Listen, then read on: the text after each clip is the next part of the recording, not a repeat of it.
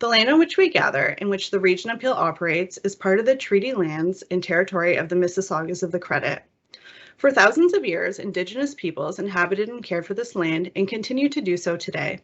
In particular, the territory of the Anishinaabe, Huron-Wendat, Haudenosaunee, and Ojibwe-Chippewa peoples, the land that is home to the Métis, and most recently, the territory of the Mississaugas of the Credit First Nation, who are direct descendants of the Mississaugas of the Credit. We are grateful to have the opportunity to work on this land, and by doing so, give our respect to its first inhabitants. Thank you. Tonight, we will be looking at the exhibition Power Play, Hockey and Contemporary Art, and we are joined by 3 artists from the show and the guest curator. While PAMA is currently closed, we will be having a special event on Family Day on February 21st, and you can book your tickets online to come and visit the exhibition in person. We will also be offering a virtual 360 exhibition of Power Play soon. Both the exhibition and 360 look amazing, and we are so excited for everyone to be able to see it. It is now my pleasure to introduce you to Jaclyn Meloche, the guest curator of Power Play.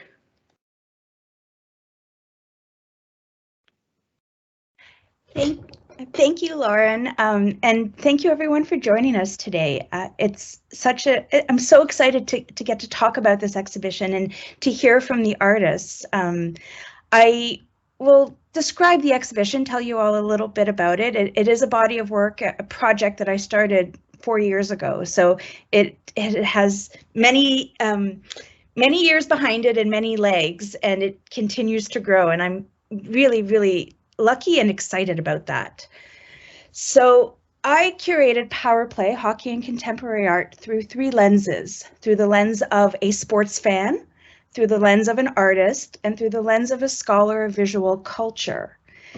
The specificity of these 3 lenses are important because it was only when they became entangled did I begin to see how hockey could in fact become a metaphor, or even a platform, a curatorial platform for that matter, on which to contemplate the histories of exclusivity that have been so historically embedded within the game, hockey. So in other words, Power Play is an exhibition that is working to challenge, in this case, gender and racial intolerance. In the context of contemporary society today, there is undeniably an urgent need to question the patterns of omission within professional sports.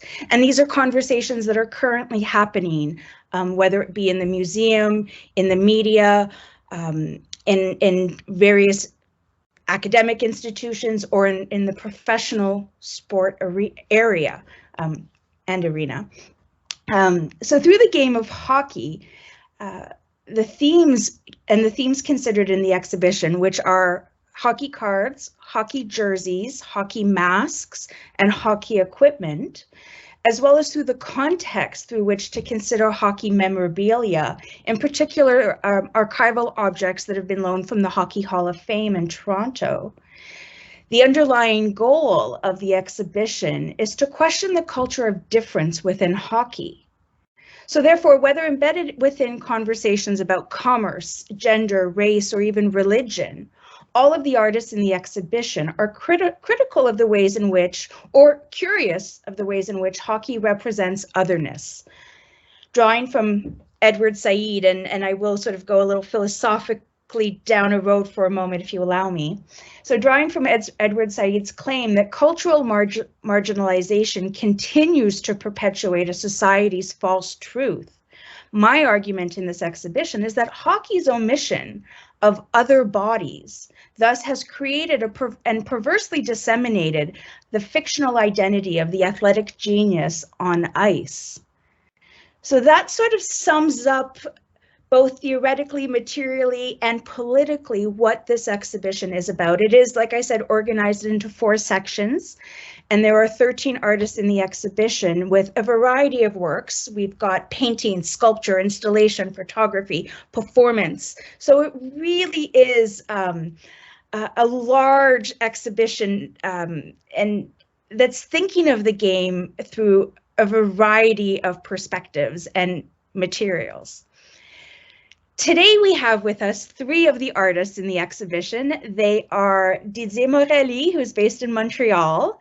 We have Laura Millard, who's based in Toronto, and Hazel Meyer, who's based in Vancouver. Thank you all for joining us and wanting to share and talk about your work. I'm going to introduce one at a time, and I'll read your bio, and then I'll intervene in between and continue the introductions.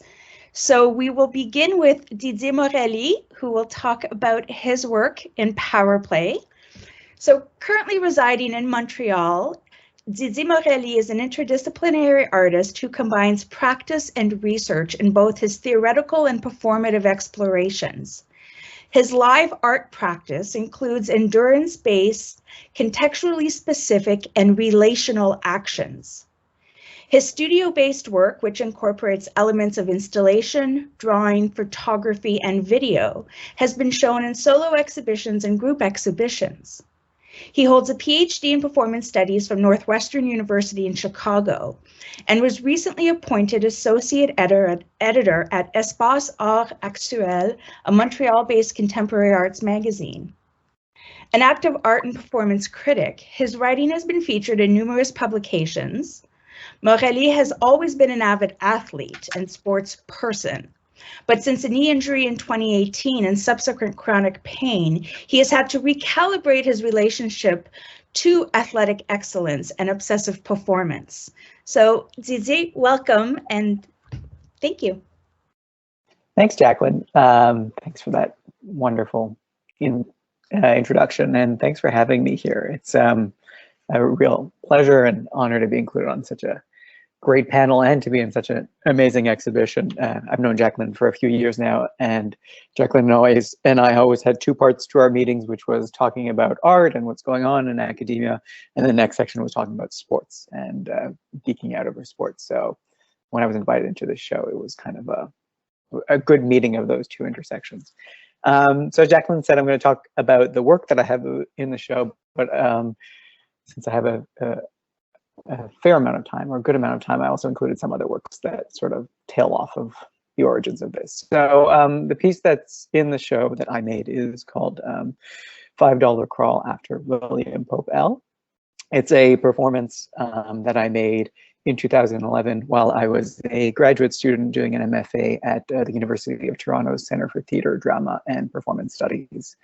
And this is the fall of my master's, so it's the first couple of weeks of the master's that I was part of, and I was in a solo performance class run by Professor Nikki Cesare-Szotzko, who was asking us to do weekly lectures on a performance artist of our choice, specifically mostly performance artists who work with solo performance.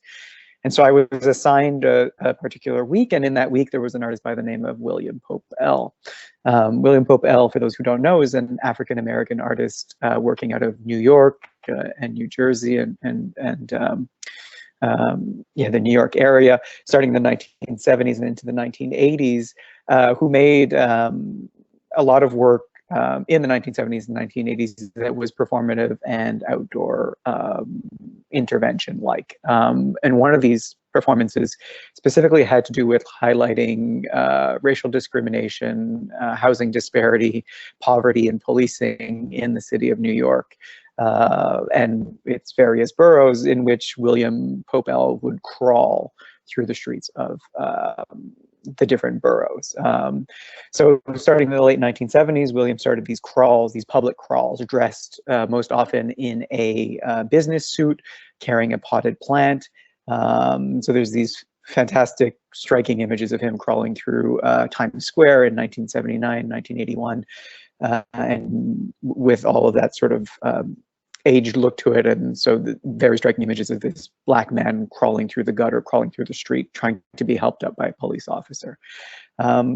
So I had a biographical connection to William because my father, who's also in power play, was a colleague of William at Rutgers University. So I knew William when I was growing up and was always really enamored by the artist that he is, but also these crawls, which were these in many ways, amazing feats of physical endurance of putting one's body through this motion of being vertical through the streets. And it's important to say that William started these crawls in the 70s, but then they got bigger. William Davidson crawls in Montreal, has crawled in other places around the world, and that the crawls, which were at the beginning just William crawling through the streets, also became larger gestures where people started joining him, and there were dozens, if not 30, 40 people crawling with him. And it's important to say that William had a large retrospective at MoMA 2 or 3 years ago now, in which the crawl was a central element too, and there was a public crawl. So going back to the context of this class, I decided that, well, this is a solo performance class. I want to incorporate a performative element to this lecture. And so in the lead up to my presentation, I decided to crawl from my apartment, which was in Toronto's Gay Village, to the campus, University of Toronto campus along College Street. It's a 2-kilometer crawl. And the idea was to really do this embodied gesture, this physical act, leading up to a 1 hour, 1 hour and a half lecture on William Pobel, his career, the act of crawling, his practice, and so on. So the image that you see here is me crawling on the morning of my lecture. We can go to the next image. So the hockey element came into the exhibition because leading up to the crawl, I had spoken to my dad about William's work, which is very athletic, which is very physical. And my dad had recommended that I get knee pads, skating knee pads. My dad had crawled with William in the past, and it had really burnt his arms and his legs. And so he recommended I get knee pads. And then the other thing he said is wear clothes that you can trash, because by the end of it, the clothes that you'll have will be totally burnt up, totally used up. So I went to Value Village and found knee pads, and then was sort of looking for a costume, or at least some kind of a outfit that I could wear that would allow me to use through it, but also that it would have some kind of maybe significance. And I fell upon this Quebec Nordiques jersey, which you can see here, number 22, which belonged to Mario Marois for quite a while. And in that moment, the night before the performance, or at that point, I was thinking more about it as an action or a lecture. It wasn't so clear to me what I was actually doing.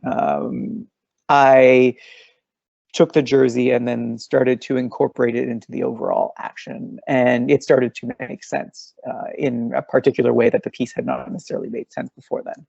So I had moved to Toronto. I was living during the student strike in Quebec, in Toronto, for the first time living outside of Quebec, feeling a sense of a bit of alienation, of homesickness, of cultural distance. Finding this Quebec Nordiques jersey allowed to sort of anchor me in a culture that for the first time I was missing or feeling distance from. And so I started to research the image of the Quebec Nordiques and that night, and what came to mind immediately was also Roch Carrier's poem on the $5 Canadian dollar bill, which comes from his 1979 book poem, The Hockey Sweater. So for those who don't know or aren't familiar, The Hockey Sweater is the story of this young boy who is skating, and all his friends are wearing Montreal Canadiens jersey, and he finally gets one at Christmas. And it's sort of understood that he's from a working class family, and it's this big deal. And instead of getting the Montreal Canadiens jersey, his mom gives him a Toronto Make-Believe. Toronto Make-Believe. I just slipped into Toronto Make-Believe, which is what I used to call them when I was a kid. But a Toronto Make-Believe jersey.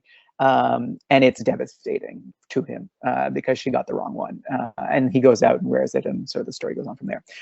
So the story, because it's the original story and poem, because it's a piece of Quebec and Canadian cultural heritage, was made into a passage of the $5 bill. And so I took the $5 bill, I took the poem, and I used that as an anchor for the piece. This piece of hockey, this piece of culture, this piece of identity, this piece of Quebecois identity that no longer exists, but I felt held on to. And so the performance was essentially me crawling through the streets of Toronto on College Street, wearing a Quebec Nordiques jersey, reciting the lines from the poem that are in the $5 bill, and the lines are: Les hivers de mon enfance étaient des saisons longues, longues. Nous vivions en 3 lieux, l'école, l'église et la patinoire. Mais la vraie vie était sur la patinoire. So the winters of my childhood were long, long seasons. We live in 3 places: the school, the church, and the skating rink. But our real life was on the skating rink. So we can go to the next image. The piece developed over 2 hours, much longer than I thought it would. I began to get exhausted and dehydrated. I began to fall apart. I had never really performed in this way before. Things I learned from the piece were the proximity to the ground, the change of horizontality, the changes in perspective, and I really started to embody this perspective that I wanted to have in terms of being able to work through a gesture by performance artist before I actually had to lecture on him. Reciting the poem became a mantra. So in video that you can see in the exhibition, you hear me saying Les hivers de mon enfance étaient des saisons longues, longues, longues, and I really recite that poem over. And it became sort of this driving force that allowed me to get through the action. The jersey burned through the elbows. My elbows ended up worn down.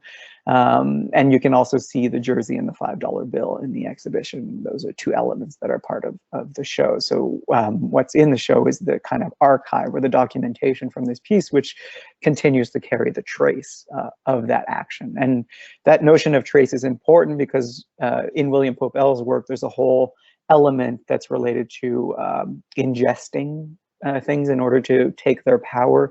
This is partially related to some kind of cannibalistic manifesto, an artist movement from Brazil, but also thinking about, just power and ingestation and taking in of objects. And so during my crawl at some point, I ingested a photo of William that I was holding in a $5 bill in order to try to push me through the other end. We can go to the next image. So some of the interesting things that happened were the interactions with passersby. I didn't have much of a relationship with them, but I know that my colleagues from my class who were with me spoke about them, a lot of them asking about the nature of the action, but also asking about the jersey and what I was saying. And so they related that information. At some point in the video, you can actually see there's a moment where there's music that overlaps with me crawling and saying the mantra, and it's the Cranberries playing on speakers that kind of like comes over, and it's the song Dreams, which has the lyrics, "Oh, my life is changing every day in every possible way, and oh, my dreams, it's never quite as it seems, never quite as it seems," which is quite a sort of a nice parallel between the two. So yeah, so that's the piece and the nature of the piece. And so one of the things that I talked to Jaclyn about is that over the last 10 years or 12 years now, I guess, the piece has really evolved for me. And I've started to see it quite differently, in large part to do with the changing nature of the conversation around hockey, or I think it was already existing, but maybe it's more my awareness of it, and the whiteness of the hockey wig, and questions of ethno-nationalism, specifically Franco-Canadian ethno-nationalism, and questions of whiteness in Quebec and language in relationship to immigration, and sort of restrictive measures and racist and xenophobic measures that have been put forward in the last couple of years. So when I think back on the piece now, I see the $5 bill on which I base the piece on, and in that $5 bill, there's a little girl in that photo, and she's actually wearing number 9, which is Maurice Richard's jersey from Maurice Richard, the famous hockey player. And so it really makes me think back in full loop of Maurice Richard and the riots around Maurice Richard's suspension, the beginning of this sort of idea, or at least the heightened moment of nationalism in Quebecois history around hockey, language, the rest of Canada, but also the rest of North America as an English-speaking space, and then thinking about the whiteness of the hockey rink and how now the conversation around hockey as a white colonized space has and racist and homophobic space has grown. And so I think now the way that I equated those things originally in thinking about the gesture as an act of defiance, as a francophone speaking the streets, hasn't aged well, and I'm thinking really much more about ableism and whiteness in relationship to this piece, and what my action does is to kind of collapsing of the Québécois, the way that Québécois identity, linguistic identity, the way that it has historically and continues to be as othered, when in reality it isn't. It is very much privileged and white. So the evolution of that piece has sort of changed, and it's nice to see its different resonances exhibited now. We can go on to the next image. Here's a back butt shot of me. So a lot of these images were shot by Carl Turner, who's a friend and a colleague, who I decided to ask to photograph the works in the morning. And here you can see a passerby looking at me. I guess it's also important to say that this piece is what launched my artistic career. This is the first piece I ever made. And after that, well, now I'm here 10, 12 years later. We can go on to the next image. I just wanted to talk about the nature of my practice in relation to sport a little bit more broadly, quickly, because I think it's important to expand on it, because that so represents a first action, but as I said, it's really grown in volume and in scale. So this is an exhibition I did at the Owens Art Gallery in Sackville. The exhibition was based on Alice Colville, a painting that Alice Colville made for the athletic center there.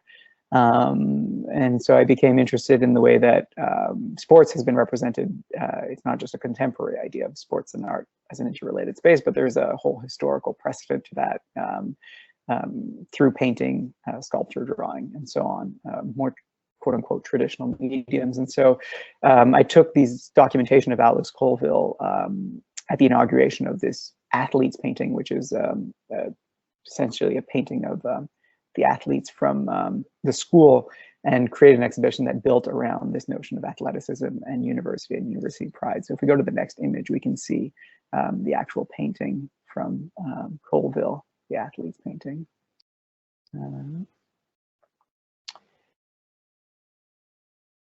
Maybe we're stuck. Next image. Oh, there we go. So the exhibition was essentially a mix of Colville, the actual Colville, and then my rethinking of the archive of Colville through the lens of sports and athleticism and entertainment and patriotism and the kind of rah-rah school spirit that gets demonstrated through it. So in this image, you can see another rendition of Colville looking at the painting. You can also see Colville's painting up there. We can go on to the next image. These are images, objects from the archive, essentially, of Mount Allison, objects that were found actually in Colville House, which is where Colville had his studio. Those were his leg weights that he used. And on the left there, you can actually see the routine of exercises that he performed every day to keep in shape. And there's a little photo of a study. And then these clubs, wooden clubs that were from the archives. You can go to the next image.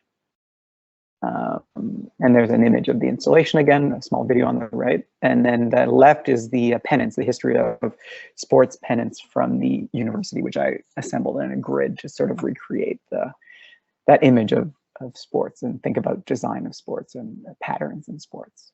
We can go to the other image.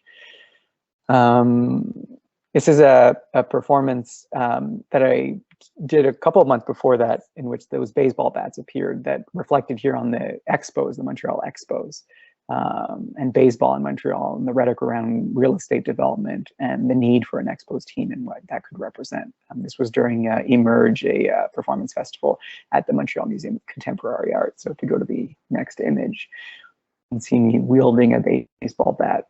So I have this fascination for 60s and 70s culture in general, and modernity and modernism, but in this instance specifically for that of the Expos. And here I'm wearing a sculpture on my head of a baseball hat. It's a sculpture, a mesh sculpture that's made by my dad, that my dad made many years ago, and that I've repurposed for this piece. And I like this image because when you see power play, or if you see power play, my father, François Morelli, has a series of skates, which retake this motif of the bent wire and metal in relationship to the skates. So we can go to the next image. And the performance ended with an acoustic element, which was everyone was handed a baseball bat, and then we dragged them down.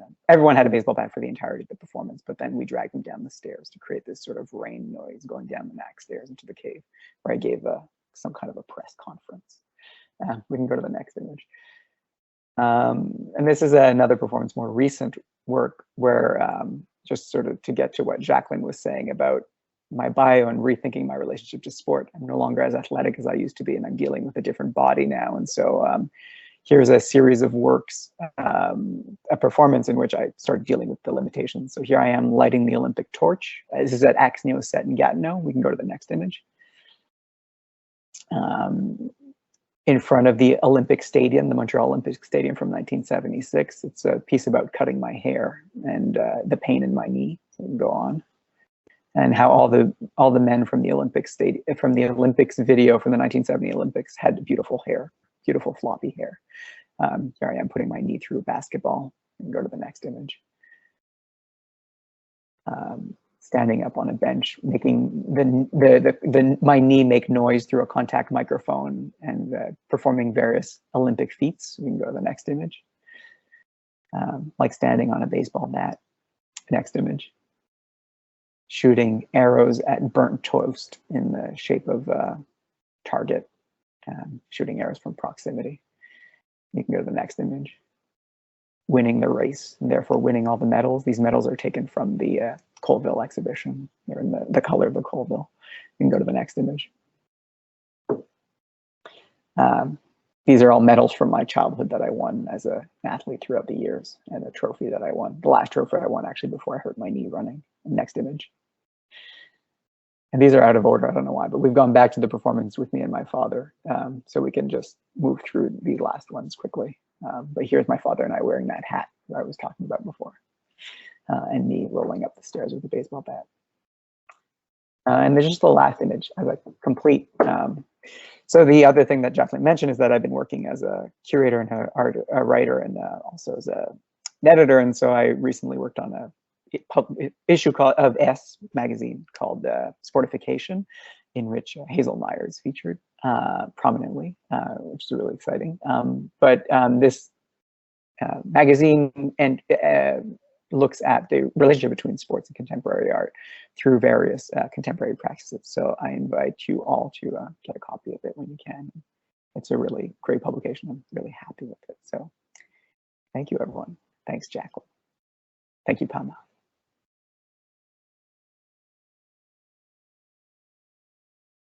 Thank you, Didier. Sorry, the lag time and muting and unmuting. I'm working on a baseball project right now, so we clearly need to talk.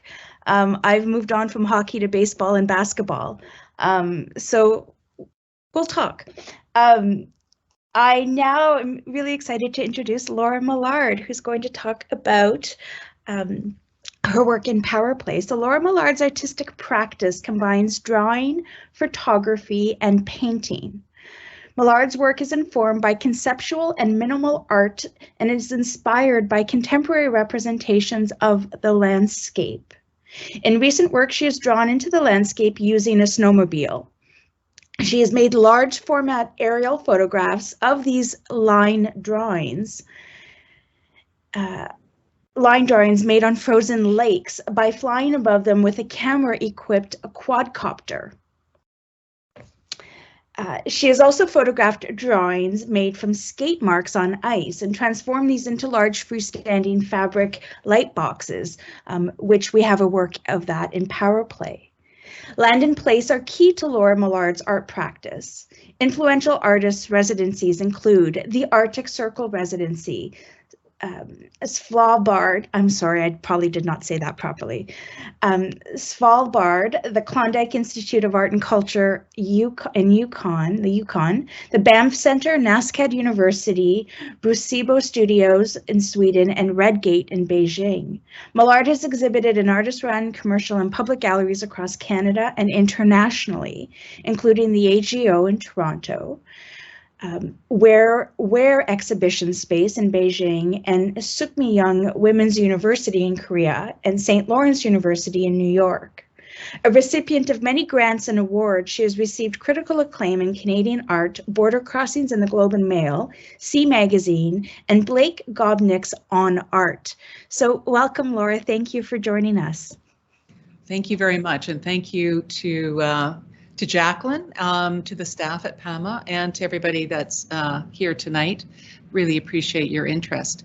I enjoyed that talk so much. I'm just sort of, my mind is still on Mr. Morelli's work and that piece you did with your dad. It's a fantastic set of slides.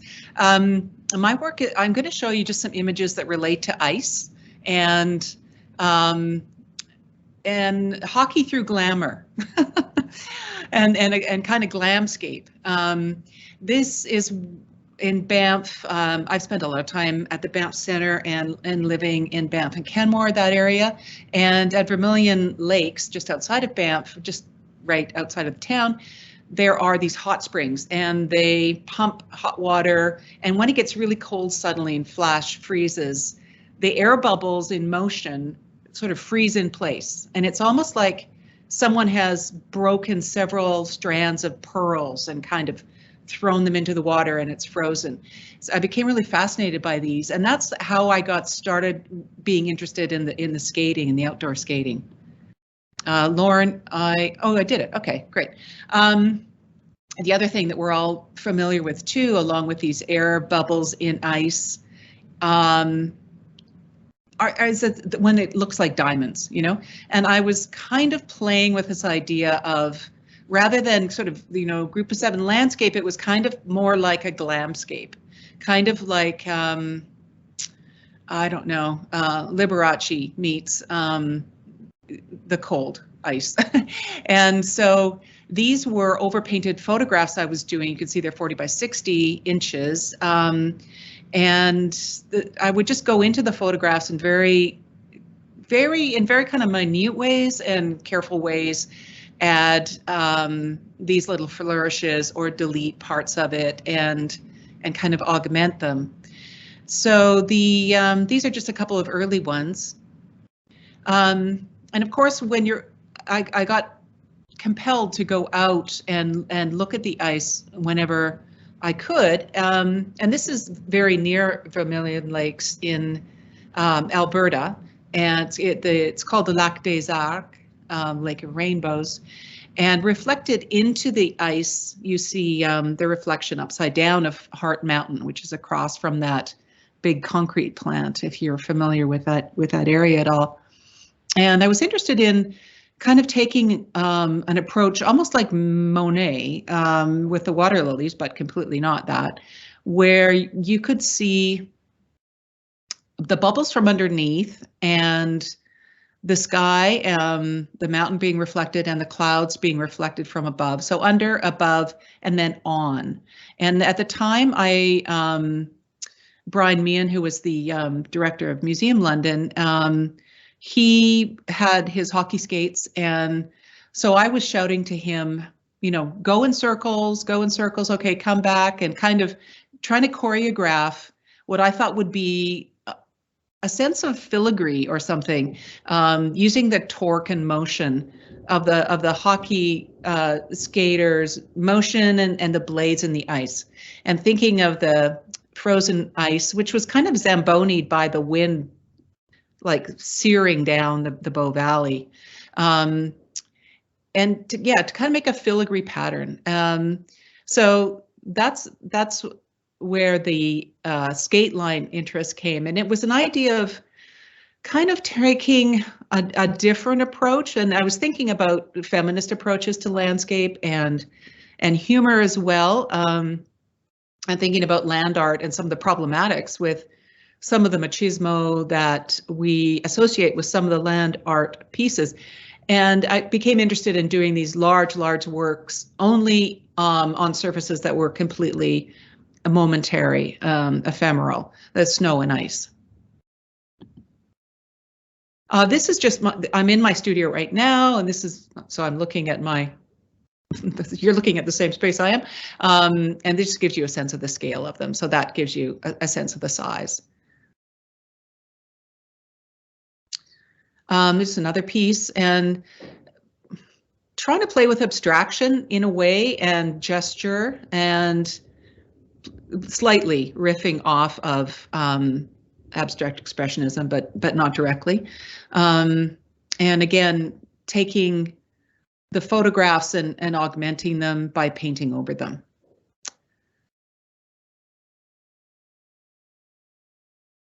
So I did a number of these, and they became more and more informed by abstraction and this idea, the physics of motion, the physics of torque and how the body moves. Then I became interested in how a machine moves in that way, and what kind of curves and ellipses are established.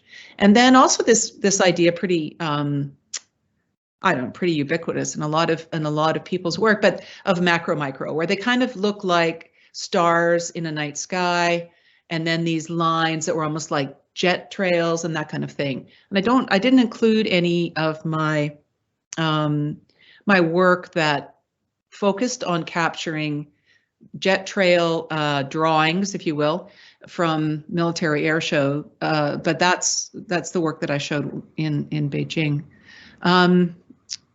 So moving ahead, oops, sorry, back. Can I go back? No, there we go. Yeah, just this is also Lac des Arcs and more of the skate drawings, and I started creating a more of a kind of a grid of them. So you see them here on the right, and this was a show at St. Lawrence University, which is in New York. It was curated by Cassian Dane, who's a hockey player himself, and his work is actually on the left. That's those kind of blocks of color, playing off of modernism. So it was a group show. I was also in a show called Arena that started at the Art Gallery of Nova Scotia that contextualized, it was with different work than I'm showing you now, but contextualized the work, the skate marks in that hockey context. Click. Oh, that's just, oops, sorry, I'm remote trying to do this. I'm just having a bit of trouble. There we go. So this was the grid that was at St. Lawrence University. So I was sort of interested in how it looks sort of like TV screens and different views and presenting several views at once, and a different kind of approach to landscape. So this one, if you look at the middle image, is the image that I modified for the work that is in Power Play. Speaking about hair and beautiful floppy hair, this is probably the only time in my life that I will be on an invite with this is Warhol's photograph of Wayne Gretzky with his like impeccable, blow dried hair. I love it. I love it. So that's why I'm showing you this. Such great hair. And we were talking about hockey hair before. So I'm showing you this because it leads into something related to skating, but this idea of being in the landscape and looking at it in a different kind of way, and in a kind of a glamorous way, and led to works like this, which I started flying these little drones. Everybody seems to have them now, but this was quite a long time ago. And like trying to kind of create events, snow blasts, and fly the drone through these snow blasts and capture all this kind of the sparkles. And this work ended up in this exhibition, which was at the Doris Mccarthy Gallery, which is at UTSC, University of Toronto Scarborough. And what was interesting to me is the curators, Alexander Irving and Jennifer Rutter. It's called Glam North. That was the title of the show. And the skates that you see on the pedestal, I don't know if you can see my mouse or not here, those were Doris McCarthy's skates. And in this exhibition, they had some of her paintings that were done following skate lines that she did in a pond that she built in front of her home, just above the bluffs, called Fool's Paradise. So that I found that very interesting inclusion, those skates of Doris McCarthy's. So this idea of drawing on the ice and making ephemeral abstractions, and then looking differently, in this case, looking directly above. This was curated by Art Spin, and it was down at where Ontario Place used to be, that crazy theme park that was I guess went bankrupt. It was abandoned, and they just literally like walked out, and they left like tickets and all kinds of stuff was still there, all the rides and everything. And Lane and Rui invited artists to come and look at the space. And one of the abandoned, they were kind of like grain silos, but they had used them most recently as to house the wonderful world of weather. And so you walk through these kind of rain things and snow things. And so we had the ice one, and these curved light boxes were in the space. Everything was abandoned. Everything was falling down. It was kind of like Westworld. It was just bonkers.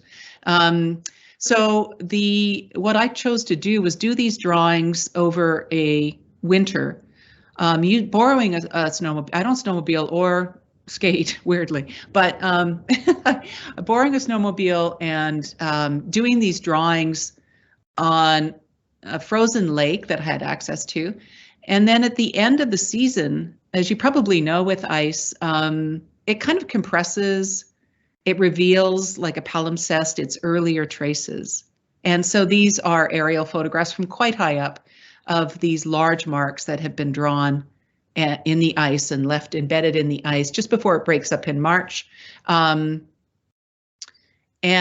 there was a sound component. That's Simone that's sort of sitting on one of the crazy beanbag chairs. There were these foam glaciers around that had been left there, and Simone did a piano piece that looped. And in the concrete silo, it was Philip Glass's Etude No. 1, and she did it so it kind of recursed, and it looped over itself, and then it lost itself, and then caught up to itself and lost itself. And it rang around the space. The speakers threw it around the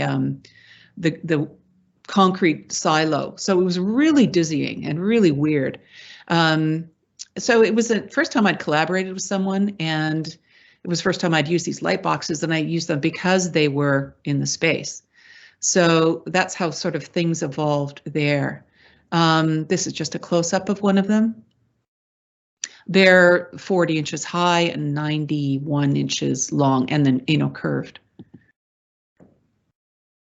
So I started doing, I was looking at how people move through the landscape, and I was interested in, it was beginning to be about the time when politics, especially in the United States, were getting super crazy, and issues in global warming were getting super crazy. And I was looking at studies that people have done when you blindfold somebody in a large space, a field or something. If you blindfold them and say, okay, now walk in a straight line, inevitably they start walking in circles, and eventually they'll just be walking in circles, convinced that they're walking straight. And scientists have done things to account for one leg longer than the other and all of that kind of thing. But people tend, when they're lost, they tend to go in circles. And I saw this as a metaphor for going nowhere quickly. And it's sort of fiddling while Rome burned kind of thing. So I was doing these ludicrous sort of spaghetti drawings, and I had the drone up in the air and I was photographing it. And you look at through this kind of little, it's like a little iPhone. So it was really hard to see because you're outside and blinding snow, light and everything. And I saw these little dots and I thought, I wonder what that is. And so I was taking these pictures, and then I realized that it was this little herd of deer that live in the area, and they had just decided to go straight across the drawing. So these three little dots that you see with their little shadows are deer, and ignoring the chaos created by the lost human beings and just straight, proceeding across. So I took this. I printed it on paper, Hahnemühle paper, and then I used watercolor and chalk and pencil, and it kind of enhanced it and took some things out. And then I scanned that, and had McRae, they make recycled, they use recyclable polymer fabric and only water-based inks, and no volatile organics. They have green roof, and it very conscious printing company. So they printed this for me, and this is a LED backlit 6 by 9 foot light box, fabric light box. That's me standing beside it to give you a sense of scale. That was at the AGO in the show Every Now and Then, Reframing Nationhood, which looked critically at this idea of confederation and Canada and that kind of thing, that curated by Andrew Hunter. Oh, this was what Blake was talking about, but in this, not a great slide, but what I liked about what he wrote was that he talks about a kind of like Pollock-like drawing, and that there's this flipping of these so-called disorderly beasts that are the ones that are crossing in a very straight path through this knotted mess, so-called rational humans response, and then this knotted mess. He also got the fact that I was deliberately using, a very noisy, very obnoxious, obtrusive vehicle to do this with, and so the again, there's that sense of that kind of irony or humor, and anyway, so this is the piece this is Lac des Arcs 2. It's also a light box, very much the same scale, a bit larger than it's 6 feet high, 10 feet long, and it is taken at Lac des Arcs again, and that's just outside of Canmore, pretty close to Banff. So it's these skate blades and this idea of like moving through a space, a place, and a landscape in this temporary way. And I guess all of these things that I've shown you reflect on, that sort of the hubris of our mark, and leaving a mark, but then nothing remains. I won't read that. There is the work that was installed, the original installation at Windsor, and my sister and a friend in front of it, just to give the sense of scale. And what was great is Jaclyn had them sort of polish up the floor. So I was interested in the viewer walking up to it and the mirroring or the reflection in a polished floor, kind of reflecting book-like the piece, and you would kind of get pulled into it. I'll just finish off with work that was at the McClure in Montreal last fall. This is from Svalbard. This glacier is actually of all the collapsing glaciers in Svalbard, this is the one that's collapsing the most rapidly.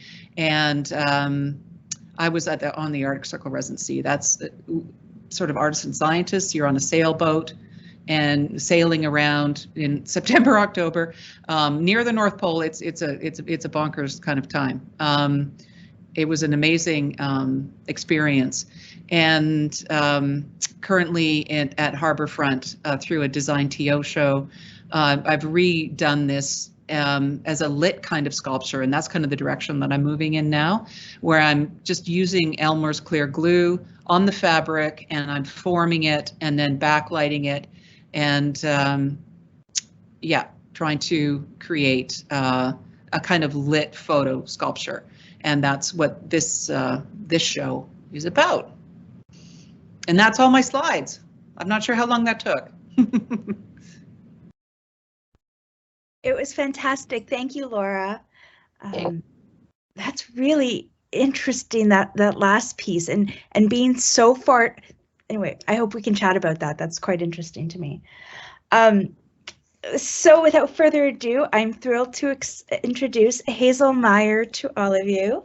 So Hazel Meyer is an artist who works in installation, performance, and text to investigate the relationship between sexuality, feminism, and material culture. Their work recovers the queer aesthetics, politics, and bodies often effaced within histories of infrastructure, athletics, and illness. drawing on archival research, they design immersive installations that bring various troublemakers, lesbians, feminists, gender outlaws, leather dykes, into performative space that centers desire, queerness, and sweat. Recent activations of their work have taken place at La Ferme du Buisson in France, the Glasgow International Art Biennial, the Dunlop Art Gallery, Progress Festival, the Porn Film Festival in Berlin, and the Contemporary Copenhagen in most recently in 2021. Hazel presently lives and works on the stolen and unceded territory of the Musqueam, the Squamish, and Tsleil-Waututh nations with their frequent collaborator and partner, Kate McKinney. So welcome, Hazel. Thank you for joining us. Thank you so much. Oh, and Jaclyn, could you keep your little head there and not? I'd like to talk to somebody if it's okay. I will stay. Just little icons. Thank you. Thank you, Laura. And yeah, thank you so much. Thank you, Jaclyn, for inviting me to be a part of this show. And thank you, Pema. And also the piece that I'm about to sort of present to you, I couldn't have done it on my own. So a huge thank you to, hi Didier, Gary Lacasse he's the ED at the Canadian AIDS Society. So without Gary and the Canadian AIDS Society, this project wouldn't have come about. So I want to thank him, and also to Ryan Conrad, who was working, he's a former employee of the Canadian AIDS Society, and to my partner, Kate McKinney, who I'm like forever bouncing things off of. But when I was trying to figure out a title for this piece, I remember going to my bookshelf and I took down like every book I had about hockey, which was like weirdly a lot. And I remember just going through them and trying to find language, and I took down all the books I have about like the AIDS quilt also. And it was Kate that told me about Zoe Sophia, who is a infrastructure theorist, and she has a great text called Container Technologies, and I'll always be grateful for Kate to for telling me about that, and I'll sort of connect container technologies and the project and how it makes sense later on. Yeah, all right, so I'm going to click. There we go. Okay, so yeah, just as a little background, I am pretty sure Jaclyn asked me to be a part of this show because a lot of the work I've done in the past is about sports. And my interest in sports has always very much been about sort of like the marginal and the ritualistic parts of sports. So things that happen kind of on the sidelines, things that happen during practice, the more intimate moments. I've never really been too interested in virtuosity or excellence and what those things mean. And I've always, for myself as a queer individual who participates in sports and also thinks about sports, I've always been interested in sport because it's a way for bodies to come together and to push up against one another and to sweat together in ways that aren't always sanctioned outside of this kind of structure of sports. Of course, that's changing, but not even fast enough. Yeah, so I'm going to start in on container technologies. So when Jaclyn asked me to be a part of this show, I went away and I thought about what I could do. And I, will admit I was having a bit of a hard time. I don't have a relationship to hockey. I don't watch it that much. My biggest takeaway is I have always been kind of interested in how in women's hockey, the rink seems to be used very differently. Maybe that's true or not, but it's always been kind of like been my takeaway that like the curves of the rink are kind of utilized differently. So in all honesty, I was about to get in touch with Jaclyn and be like, nothing came up. I don't really have anything. I'm sorry. Thank you. And I happened upon an article that the CBC had just put out, and it was about how the Canadian AIDS Memorial Quilt was being kept in goalie bags at the Canadian AIDS Society. And maybe a little bit in the same way, Didier, when you mentioned coming across that hockey jersey in Value Village, and somehow things kind of made sense, and hearing this and kind of like, what are the chances of just happening to hear this news story in a moment when I was trying to figure out sort of a project having to do with hockey. When those two things kind of came together, I felt very, very lucky. And also a lot of my practice deals with archives and textiles, and yeah, and you know, AIDS kind of having ravaged so much of the LGBTQ plus community. Like, I feel very, it felt like a perfect storm, for lack of a better word. So the image you're looking at right now is the image and sort of the original showing of Container Technologies, which was in Windsor for Power Play. And so what you're looking at right now are 22 hockey bags, they're goalie bags, and they've got the pieces of the AIDS Memorial Quilt, the Canadian AIDS Memorial Quilt. And what I'm going to do right now, because I feel a very huge responsibility to this piece, because you know, within these bags are quilt pieces and panels that represent people who have died of AIDS over the last, you know, few decades. And I have written something, so I'm just going to read it, and then I'll kind of go through my slides and kind of give you like anecdotal little bits. But I just, yeah, I feel a responsibility to the peoples whose lives are kind of being commemorated, that I'm, you know, that I'm borrowing, using, sort of parasiting off different institutions to keep them climate controlled. And yeah, for that sake, I will go ahead and just read this out. So here we go. The AIDS Memorial Quilt is a massive community-made textile monument begun in the US in 1987 to remember thousands of people who died during what is known as the North American AIDS crisis of the 80s and 90s. When it was shown in its entirety for the last time in 1996, it covered the National Mall in Washington, D.C. As the quilt toured Canada in 1989, Canadians added their own panels to the project. Inspired by their American counterparts, Canadian activists started their own organization to facilitate the creation and stewardship of Canadian-made textile quilt panels. The Canadian portion of the quilt is comprised of more than 600 3-by-6 foot panels and is stored by the Canadian AIDS Society in 22 hockey bags donated by Molson Breweries. And yes, it is that Molson Breweries, and I'm holding an imaginary beer there. These bags are kept on shelves, or they were being kept on shelves in the Society's Ottawa office. And I think right now, the association, the society has moved, so now they're in storage. And yeah, assembled, the Canadian quilt panels would almost cover a standard hockey rink.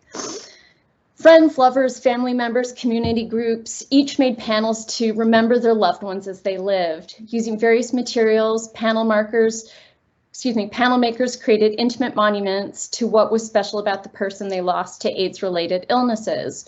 Portraits, sequins, applique, paint, old clothes, the representations of hobbies adorn these panels. Some panels have names, some have messages and birth dates and death dates, others are anonymous. Nothing about these panels is standardized except their shape and size, chosen to reference a gravesite's footprint. Because of the quilt size, the fragility of the textiles as they age, and the lack of funding for AIDS memorial projects, this piece is very difficult to store and preserve. It is nonetheless a crucial part of our history and a reminder that HIV, which, if you don't know, is the virus that can lead to AIDS, is ongoing. In Canada, the illness continues to disproportionately affect vulnerable populations, especially men who have sex with men, people who use injection drugs, youth, and Indigenous people. The history of the AIDS epidemic is one about a lack of access, stigma, colonialism, racism, homophobia, and many other forms of violence. And yeah, I will just leave that there, and thank you for hearing me out. I will kind of go on from there, but that, I feel as though, yeah, we can sort of move on. Well, does one ever really move on from such a thing? So oh, and there we go. So this is one of the bags that I mentioned, and as I said, there are 22 bags, and so when this project started, I got in touch with Ryan, who I had known from various other things, and he put me in touch with Gary at the Canadian AIDS Society, because of course the only way this project would work is if I had their if they were willing to collaborate and cooperate with me, and they absolutely were.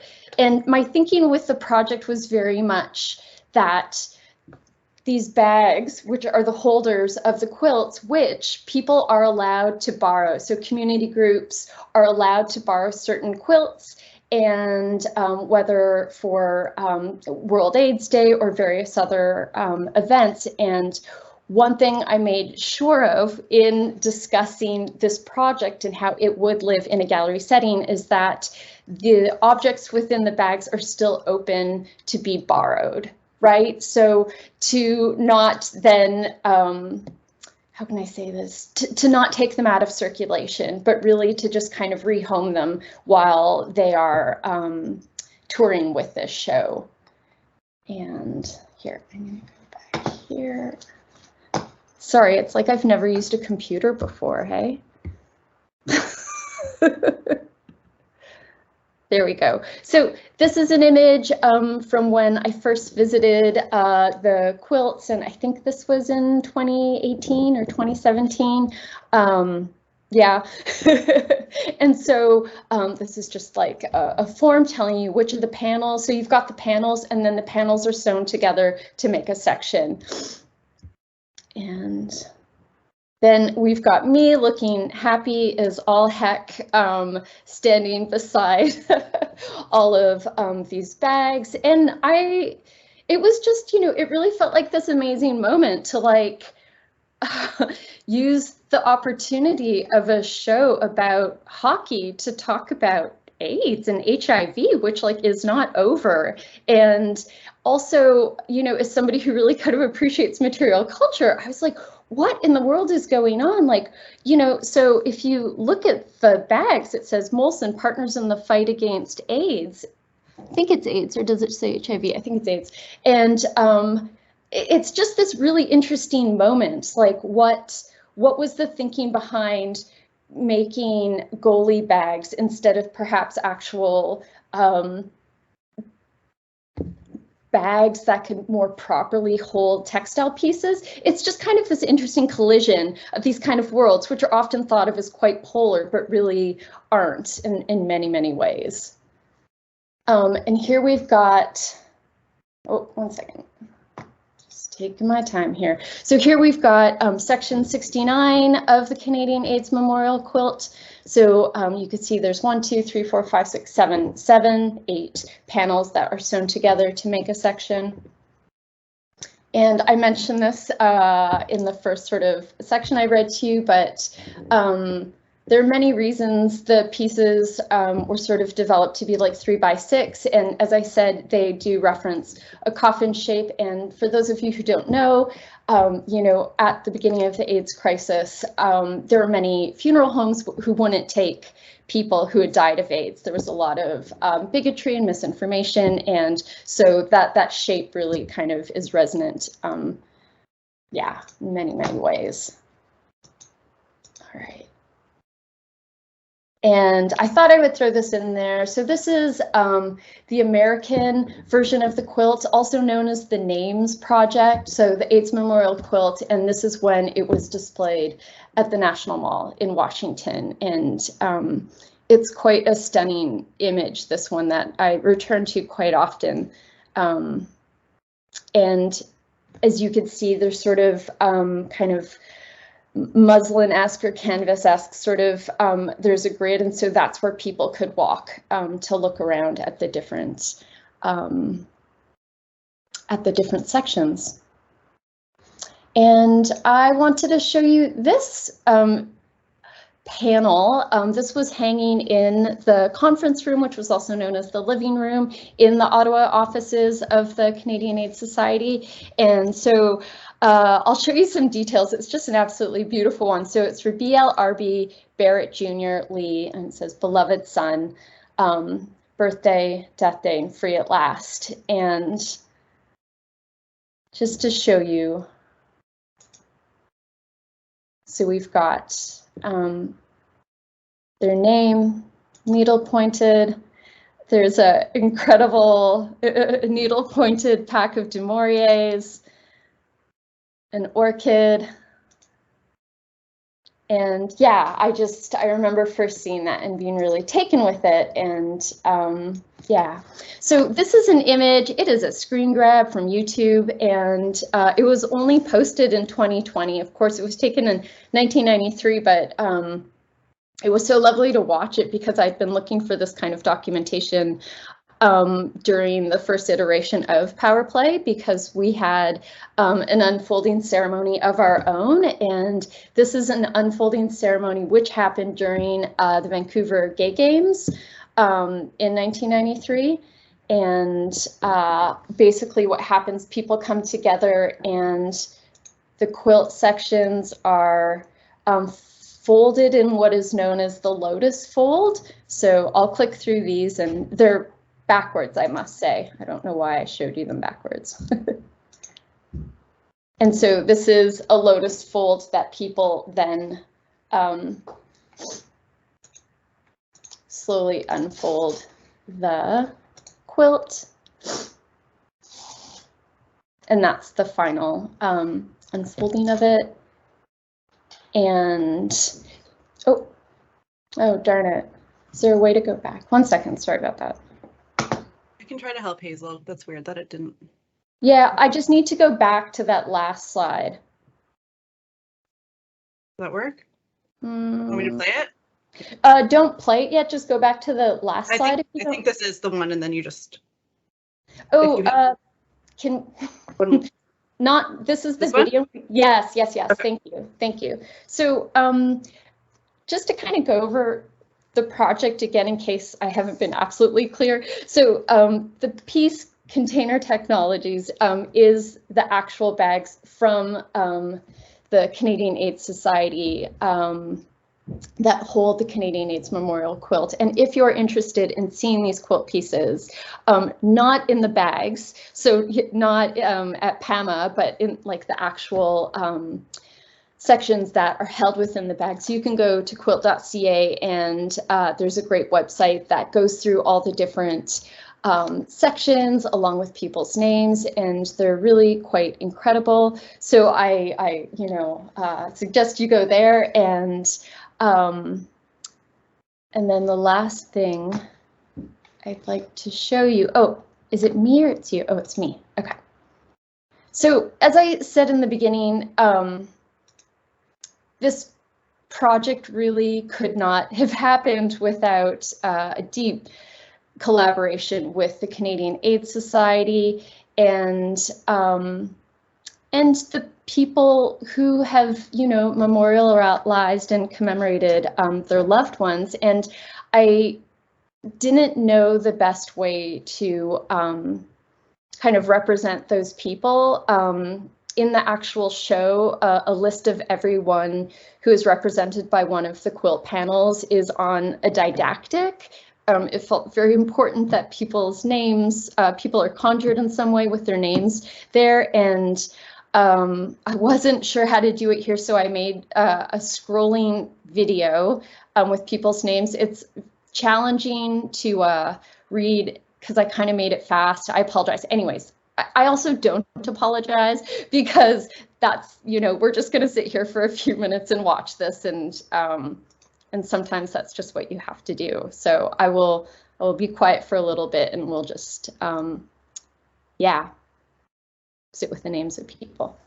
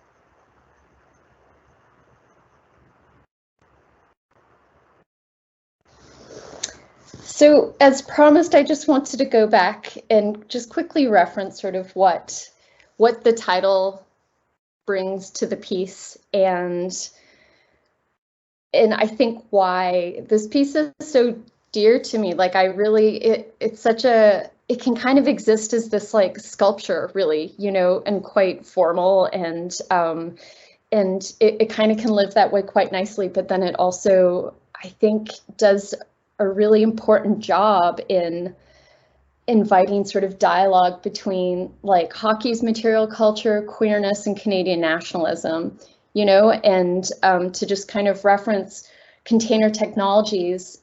These are just like weighty concepts that resist containment. And so thinking about not just what is held, but what does the holding. And I'm just really quite interested in that, and you know, and thinking about these bags and what happened to get these bags to that point. And yeah, because often we think about what is held, and to kind of like sister that with what does the holding, because if you think about these bags and what they are holding and these past and these lives, you know, these are objects that are very big and too devastating and heavy, but also things that require protection and care.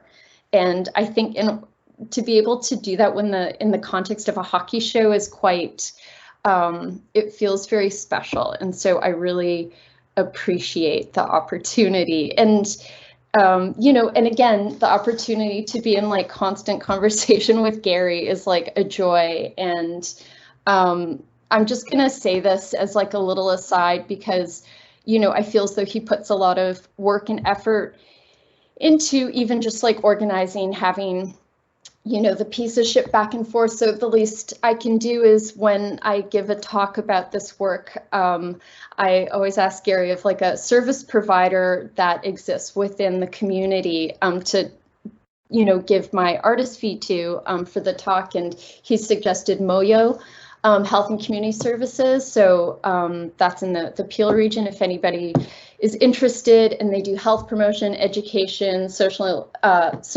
and support services for people living with, affected by, and at systemic risk of HIV.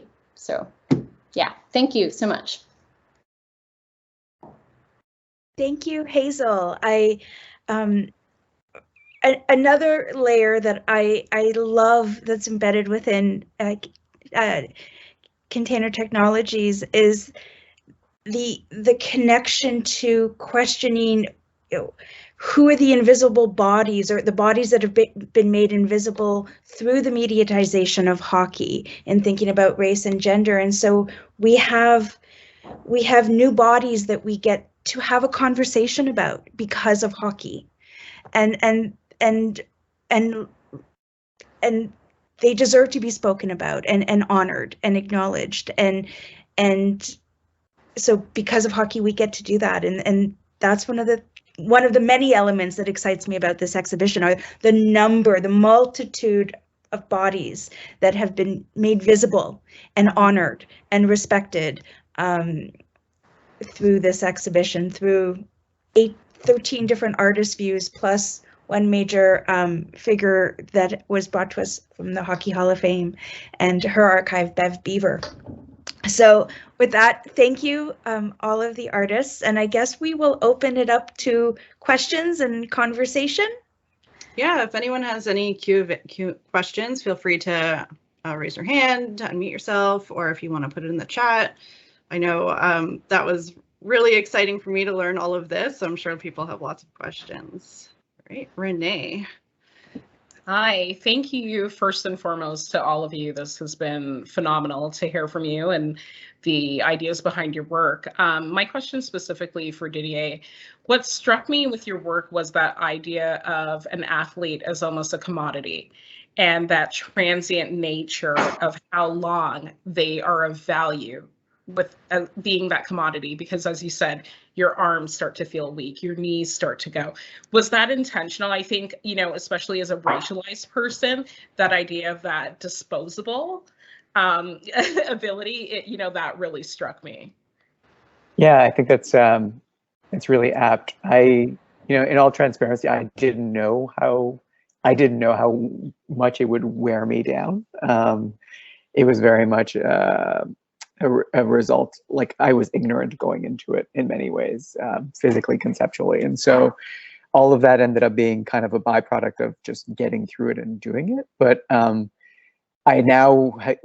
also, through that, I gained so much more appreciation for the original action by William Popel, who was working at it from a position of thinking about the body as not, well, as commodity, but as disposable. You know, the racialized Black body in the United States is a disposable body that, you know, even when crawling through the streets, even when down and out, is still ignored or is like activated. And so I think that there's so many interesting parallels in that when we're thinking about commodity in sport in relationship to like parallels being made between the NFL and a plantation system and the way that like athletes are being put through the runs and get concussions and the owners are mostly white. And I think that there's a really interesting, interweaving between like performance art, which tends to move towards endurance and the pushing of the body and like things, certain conversations around commodification and embodiedness, and thinking about like how sports does very similar things in terms of weathering bodies and pushing them to extremes. And I think like on a more personal level,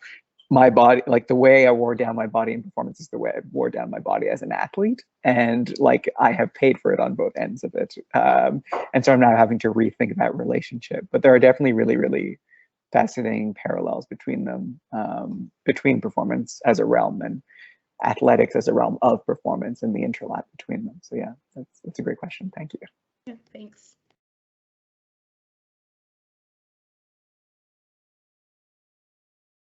Does anyone else have any questions? Oh, Sharona.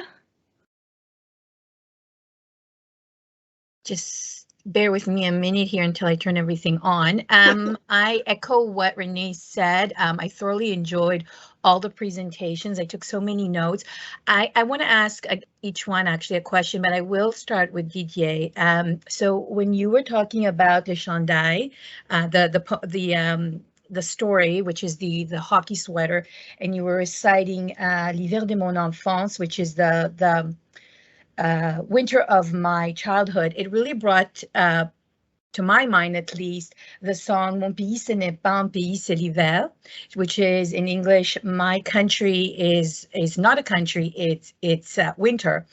And so when you start kind of painting this idea of you crawling on the street, and I was just trying to imagine you doing this maybe during the winter time when there's snow, and but you brought you also spoke a little bit about the connection to the landscape, to winter, to the whiteness maybe of the winter, of the snow, and how much of that kind of factored into your work, and were you also thinking about Mon pays ce n'est pas un pays, c'est l'hiver? Yeah, I think that's the Gilles Vigneault, like as iconic of a song, as culturally iconic and linguistically and from a nationalistic perspective, as iconic of a song. And I think at the time I was thinking from a position of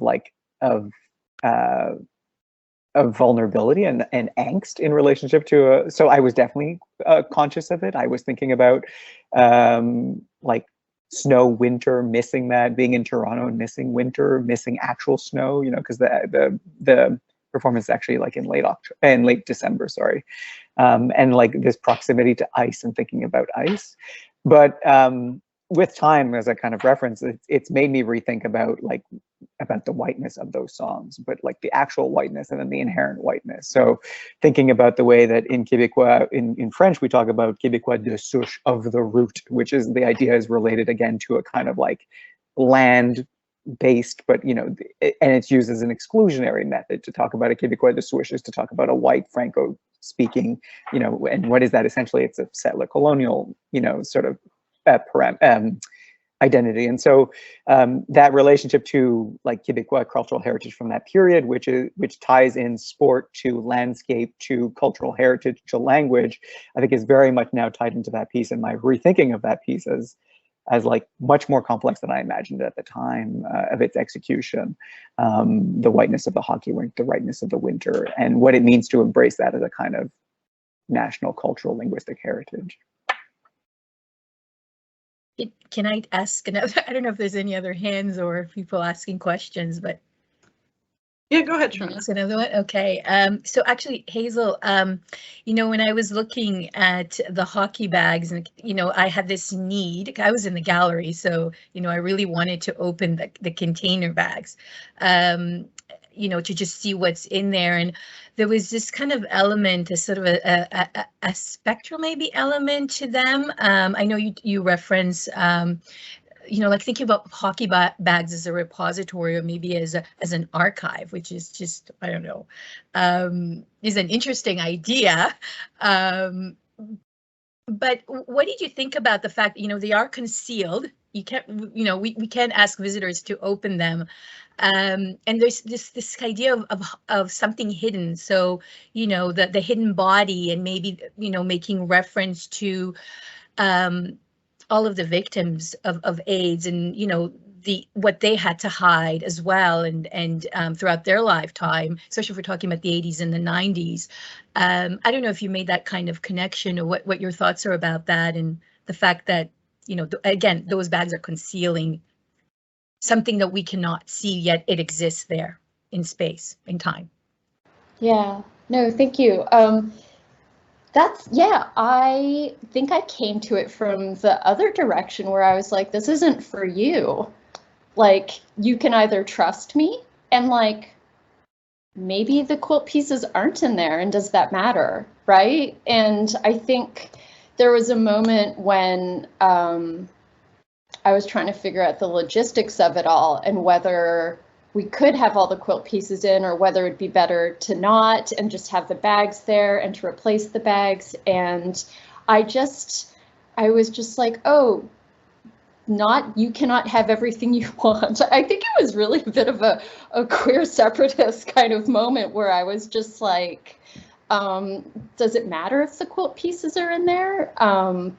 I totally appreciate what you said. I hadn't even thought about that. So I'm like, I love that you brought that up. But yeah, I think I was just like, I was just like the suggestion of it. And, I think we trust things quite often. And I'm like, oh, this is just another, I just want either trust it or don't, right? Either want to believe it's true or not, or it felt like irrelevant at a certain point, which I liked. I was just like, I think that's what allows the piece to also be it kind of can function just as like sculpture also.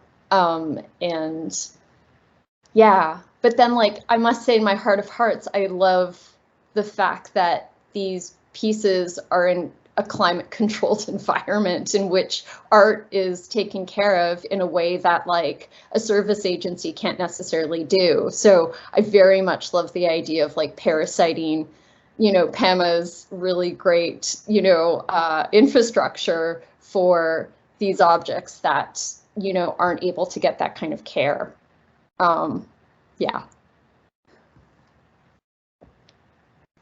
Good answer. I don't know. I feel bad. I'm going to be taking up all the time. I don't know if someone else again has a question. If not, I have one for you, Laura, as well. So, in looking at your work, just bringing back the physicality of the sports it's very much apparent in the work that you do. But the immersive part of it, I mean, you really, when you walk into the space and you look at your work, and, as you were showing us, the work gets reflected on the floor. So I guess it depends the kind of floor that you have in the gallery. It doesn't work very well if it's carpeted. But how important was this kind of the visitor experience vis-a-vis the work itself? How much of that was factored into in your work? Well, it's everything. Originally, when I had done the work, like I showed you those smaller ones, and I was never happy with any of them, because the scale felt really wrong in relation to the viewer's body, in relation to my body. And this was an opportunity to actually make a space that felt like you could kind of enter into it, that it was big enough that you could imagine it's 6 feet high, which is sort of my height, and kind of big enough to kind of go into. And so, the viewer being literally physically in front of the work, and it being a certain scale, that immersive quality that you're referring to became key. That's what led me to kind of pursue trying to figure out how can I do that, and how to figure out how can I do that without using, like, making a big, huge plastic thing, like, a big Jeff Wall plexi, you know what I mean? Like, I didn't want to, those are collapsible and I can actually pick them up and carry them, and the aluminum frames are recycled aluminum, and McCrae takes the fabric back and makes clothing, and you can recycle them into other images. And it's but to answer your question simply, that immersive quality was the reason to try and figure out how to scale it and how to allow the viewer, like, to kind of glide, visually into that space. Thank you. Right. Any other questions? Time for one more. There's nothing in the chat, but if anyone has anything, now's your time. All right. Well, thank you, everyone. Oh, Jaclyn, I'll just give one quick shout out because we have another artist who's from the exhibition in as a guest tonight. So I just want to say hi to Liz Peed, who's one of the artists in the exhibition as well. So thank you for joining us, Liz, and congratulations as well on the exhibition. So I just wanted to give another shout out. I feel very protective of the artists under my curation, and so need to acknowledge. So thank you, Liz, for joining us. Awesome. Well, thank you everyone so much for joining us tonight. Thank you, Didier, Hazel, Laura, and Jaclyn for an amazing talk and giving us incredible insight into your work. I've definitely thought of art and sport in new ways tonight, so thank you so much for that. As mentioned, PAMA is currently closed to the public, but we will be open for a one-day event on Family Day, and you can book your tickets in advance on our website to see this wonderful artwork in real life, so we hope you'll be able to come out. Please continue to check our websites for updates as well for future hours of opening in the spring, and we hope to see you again soon. So thank you, everyone. Thank you.